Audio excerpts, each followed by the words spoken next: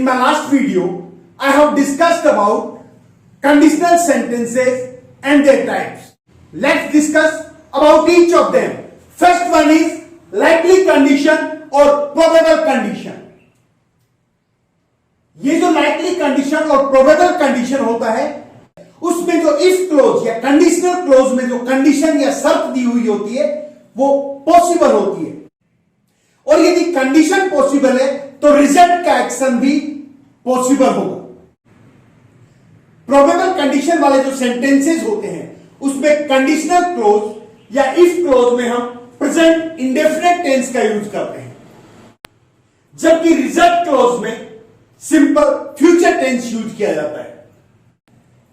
कहने का तात्पर्य है कि जो इफ क्लोज या कंडीशनल क्लोज होता है उसमें वर्ब की फर्स्ट फॉर्म या फर्स्ट फॉर्म के साथ एस और एस का यूज किया जाता है, जबकि रिजल्ट क्लोज में शैल विल के साथ फर्स्ट फॉर्म आती है। जनरली आई और वी के साथ शैल और बाकी जो सब्जेक्ट्स हैं उनके साथ विल का यूज किया जाता है। देखिए examples, if he runs all the way he will get there in time. यदि वह सारे रास्ते दौड़ेगा या वह सारे रास्ते दौड़ता है तो वह वहां समय पर पहुंच जाएगा। Next, if you annoy the dog it will bite you. यदि तुम कुत्ते को चिढ़ाओगे यह तुम्हें काट लेगा। Next, if your brother comes I shall go. यदि तुम्हारा भाई आता है तो मैं जाऊंगा, या यदि तुम्हारा भाई आएगा तो मैं जाऊंगा। Next, if our principal comes here he will punish us. यदि हमारे प्राचार्य यहां आते हैं वह हमें सजा देंगे। जो सेकंड टाइप के कंडीशनल सेंटेंस होते हैं उसमें कंडीशन होती है वो अनलाइकली कंडीशन होती है, या इम्प्रोबेबल कंडीशन होती है, या इमेजिनरी कंडीशन होती है। ये जो सेंटेंसेस होते हैं उसमें इफ क्लोज या कंडीशनल क्लोज में सिंपल पास्ट टेंस आता है, यानी कंडीशनल क्लोज या इफ क्लोज में हम सेकंड फॉर्म ऑफ वर्ब लेते हैं।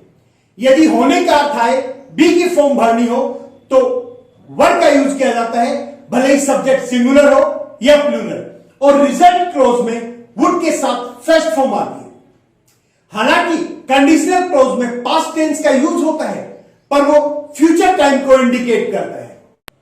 इम्प्रोबेबल कंडीशनल सेंटेंस होते हैं उनमें जो कंडीशन होती है वो पूरी नहीं होने वाली होती है, और यदि कंडीशन पूरी होने की संभावना नहीं है तो जो रिजल्ट क्लोज में डिजायर्ड एक्शन दिया है उसके पूरी होने की संभावना भी नहीं होगी। यदि कंडीशन पूरी नहीं तो रिजल्ट भी पूरा नहीं।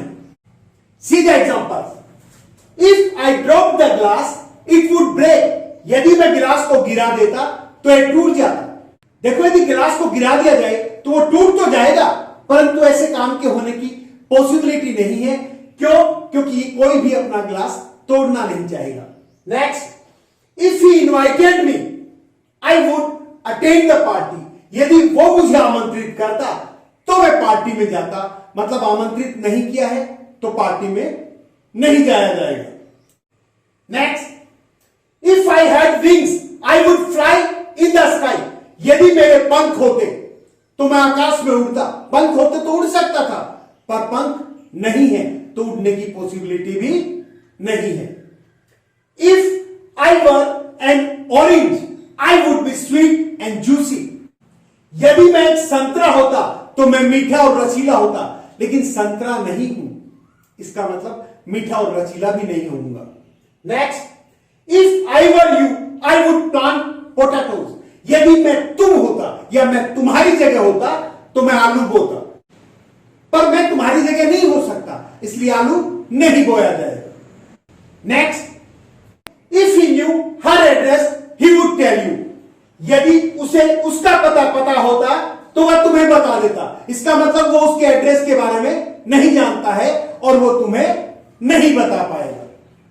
जो थर्ड टाइप के कंडीशनल सेंटेंसेस होते हैं उनमें इम्पॉसिबल कंडीशन या अनफुलफिल्ड कंडीशन को दिखाया जाता है।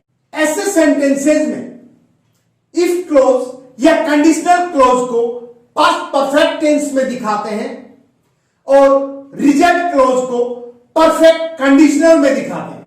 यानी जो इफ क्लोज होता है उसमें हैड प्लस थर्ड फॉर्म का यूज किया जाता है और रिजल्ट क्लोज में वुड हैव या शुड हैव के साथ थर्ड फॉर्म यूज की जाती है।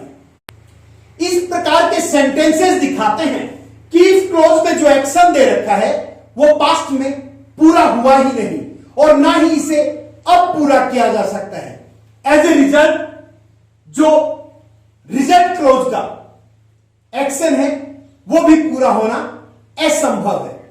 तो एग्जांपल देखिएगा, if he had worked hard he would have pass. यदि उसने मेहनत की होती वह पास हो गया होता। इसका मतलब उसने मेहनत की नहीं थी और वो पास नहीं हुआ।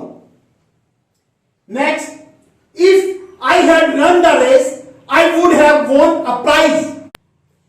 यदि मैंने रेस दौड़ी होती तो मैं एक पुरस्कार जीत गया होता। इसका मतलब रेस नहीं दौड़ी और पुरस्कार नहीं जीता और अब रेस दौड़ भी नहीं सकता क्योंकि रेस तो दौड़ी जा चुकी है। Next, if Ravi had had money he would have bought a car.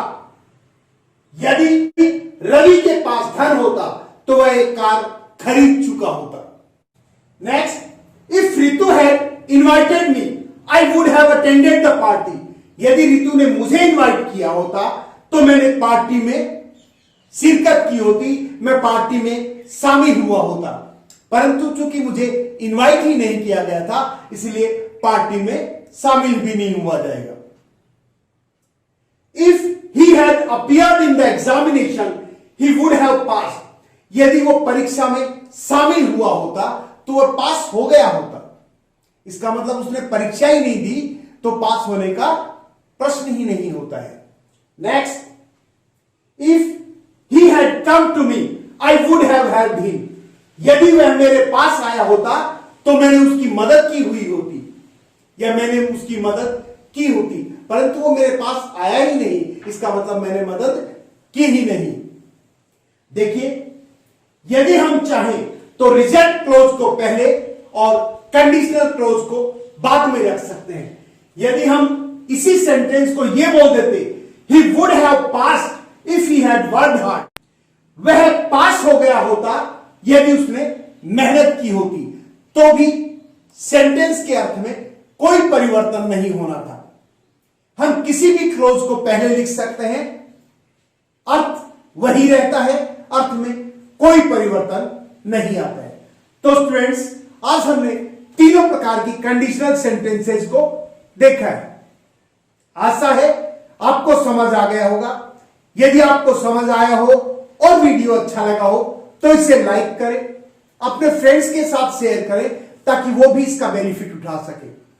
और अभी तक यदि आपने मेरे चैनल को सब्सक्राइब नहीं किया है तो कृपया इसे सब्सक्राइब करें, क्योंकि आपका मोटिवेशन ही मेरी वास्तविक दौलत है। Thank you.